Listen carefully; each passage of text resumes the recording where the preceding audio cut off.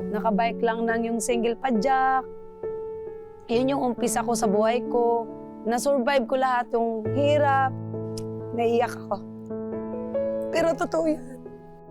Mahirap yung pinagdaanan ko dati.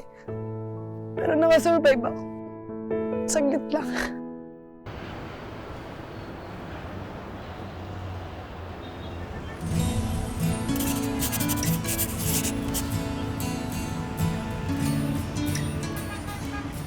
Ako po si Marie Cris Yu Custillas, 40 years old, taga Rosario, Pasig.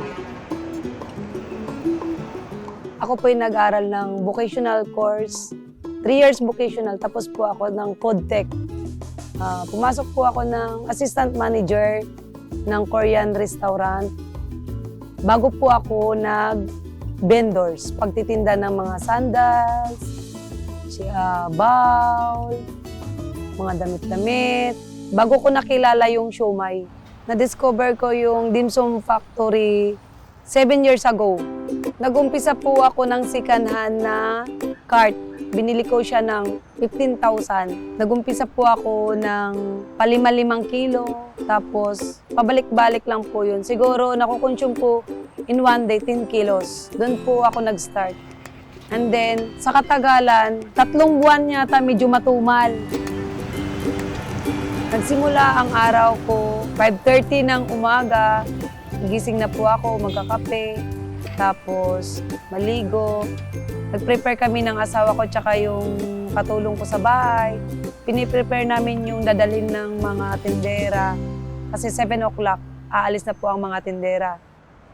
Pinakamahirap na pinagdaanan ko yung maghatid ka ng siomai. Naghatid ako ng mga yellow siomai sa tindera. Wala pa kaming tricycle dati na kailangan maghatid doon sa pesto. After 3 months, nagtayo po ako ng iba-ibang cart sa ibang lugar. Tapos sumabot ako ng 11 carts kung saan-saan. Kahit maaraw, umulan, tiis lang. Nahirapan po ako nung that time kasi house to house ako bumibili ng yelo. Kailangan may gulaman. Pag may siomai, may gulaman. Nung dumami na yung cart ko, nahirapan po ako kasi maaga ka magising, kulang sa tulog. Pero ang magandang kalabasan, ang daming income, mabilis ang pera, araw-araw. Walang utang, cash lahat nakukuha mo. Nakabike lang ng yung single padjak. Yun yung umpisa ko sa buhay ko. Na-survive ko lahat yung hirap. Naiyak ako. Pero totoo yun. Mahirap yung pinagdaanan ko dati. Pero nakasurvive ako. Saglit lang.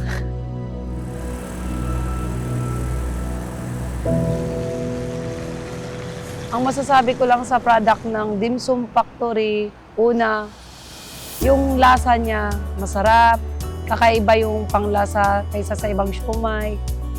Pangalawa, affordable siya sa mga tao. Ang siomai kasi, laging hinahanap ng tao yun.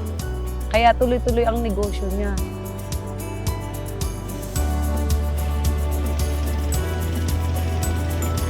Nagpapasalamat po ako sa siomai Dim Sum Factory dahil kung wala sila, wala rin ako. Para po sa akin, mas matagumpay po ang buhay namin ngayon. Kasi nakakaluwag na kami sa, hindi katulad dati, nangungupahan po kami ng bahay, walang sapat na income, walang sapat na negosyo. Sa ngayon po kasi, kung ano yung gusto naming bili, nakakabili kami. Hindi katulad dati, wala talaga. Ang cart ko po sa ngayon, 3 na lang po yung natira.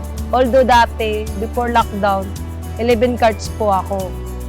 And then ngayon, nagsusupply po kami ng siomai, nasa 8 carts. And then sa bahay, nagre-reseller din po ako. And then po, nakapag-pundar na po kami ngayon ng 15 units ng jeep, at saka 5 units na tricycle. Yung mga anak ko na paaral po, puro private lahat. Dahil po yan sa Dim Sum, sipag at tiyaga. Papasalamat din ako dahil may natutulungan kaming mga tao na wala po silang mga trabaho. Nabigyan po namin sila ng mga trabaho ngayon. May iba pa po akong pangarap sa buhay ko. Magkaroon ng sariling sasakyan, makapatayo pa ng isang bahay ng may titulo, at saka may sariling mini grocery. Naging matagumpay ang buhay ko dahil sa sipag at tiyaga, marunong ako makisalamuha sa tao. Nagpapasalamat din ako sa mga tao ko dahil kung wala sila, wala rin ako. May papayo ko po bilang isang negosyante or umangat sa buhay. Huwag ko malimot sa Panginoon, magpapasalamat palagi. Kasi po ang buhay natin ay parang isang gulong. Minsan nasa baba, minsan nasa itaas. Weather lang po kasi talaga ang buhay natin. Ako si Marie Crisio Costillas at ito ang kwentong tagumpay siomai ko.